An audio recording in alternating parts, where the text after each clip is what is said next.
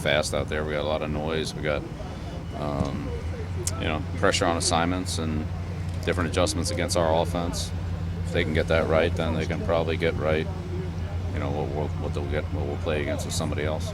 The Patriots have wrapped up their second of 3 scheduled minicamp practices here at Gillette Stadium, and we've got a handful of smaller takeaways, none of the big sweeping ones like we've had in recent videos. But number one, just to start off, Scott Chandler missed the practice. He left Tuesday's practice, remember, with a right rib injury. It didn't appear to be severe. Head trainer Jim Whalen talked to him for probably less than a minute, and then Chandler watched the rest of the practice. But probably not too concerning until really you get to training camp. The Patriots keep all these guys out for the most minor of injuries at this time of year. But number two, what we wanted to get to, Darryl Roberts, the rookie cornerback out of Marshall, yes, who is the 7th Troy round Brown's draft school, pick. yep. Yeah, the 7th round draft Randy pick. Moss's school. Yep. And he keeps making a play a day, and not only that, today he got a lot of reps with the first team defense and is still a dark horse to maybe jump up and steal one of those starting cornerback jobs. Yeah, I happened to talk to cornerbacks coach Josh Boyer last week about him, but what Boyer likes about him is that he takes what he learns from the classroom onto the field. He's a quick learner, a quick study. He's picking up the techniques. He's doing basically what they tell him, and they see it. And that's what they like about him. I'd have to double check my notes, but I think he had 17 pass breakups last year, which led the country in that regard. So a kid who has natural playmaking skills, gets his hand on a ball at practice, at least from the sessions that we've seen, very reminiscent of the way that Malcolm Butler started last year. Further down the line, Jimmy Garoppolo and Tom Brady continue to split their reps, but the interesting development, at least this week, is the way that Jimmy Garoppolo has gotten a ton more opportunities with Rob Gronkowski and Julian Edelman. And there's not really a lot to look into that. Garoppolo is obviously not challenging Tom Brady for his job or anything like that. It's just interesting that Garoppolo has gotten so much work with the 2 best receivers on the team, while Tom Brady actually completed passes to Jameis Mundine, who I hope I'm pronouncing his name right, and Jake Beckett, who was a defensive end for 3 years. So he's throwing to those guys, while Garoppolo is connecting with, again, Gronkowski, Edelman, and the like. You know, how they play, how they run their routes, where they like to have the ball thrown, and just getting used to playing with these guys a little more, and what the rhythm of them.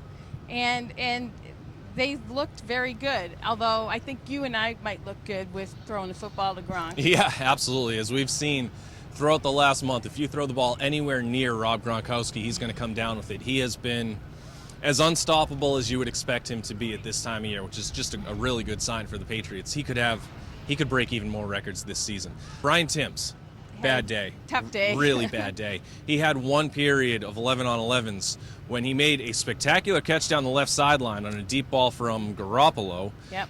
But then fumbled it, and then dropped his next 2 targets. He had another drop in a later period, so not a good day for Brian Timms. It's all intense. It's intense, period, with everybody. You know what I mean? Everybody holds each other accountable. You know what I mean? I want to be looked to as a really good player, and the really good players can do everything well, so I'm trying to do everything well. There's blocking, route running, short routes. James White at running back has made a bunch of really, really difficult catches. Wheel routes, fade routes. He was great at this time last year, so it's, I think, a little too premature to get really excited, but he was making a lot of the plays that Shane Vereen was making at this time of the year, so the Patriots have to at least be optimistic about James White heading into training camp. Yeah, he's lining up in the same places, making the same type of catches, as you said, running the same routes.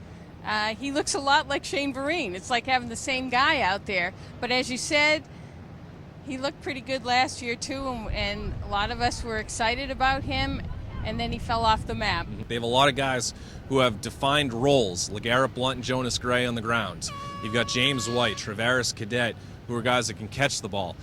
The key for that group of players is to be able to do 2 things. At least be good in one thing and average enough in the other, so defenses can't really target what the play is. Because, I mean, if James White and Travaris Cadet happen to be great catching the ball, and Gaffney and Gray and Blunt happen to be great running the ball, but they can't do the other thing, then defenses are going to know what's coming. Automatic. Oh, they're going to run now, or they're going to pass now. Yeah. So we'll see what's in store for Thursday. Bill Belichick has canceled the third and final practice of minicamp twice in recent years, so we'll see if he brings them back out for this session.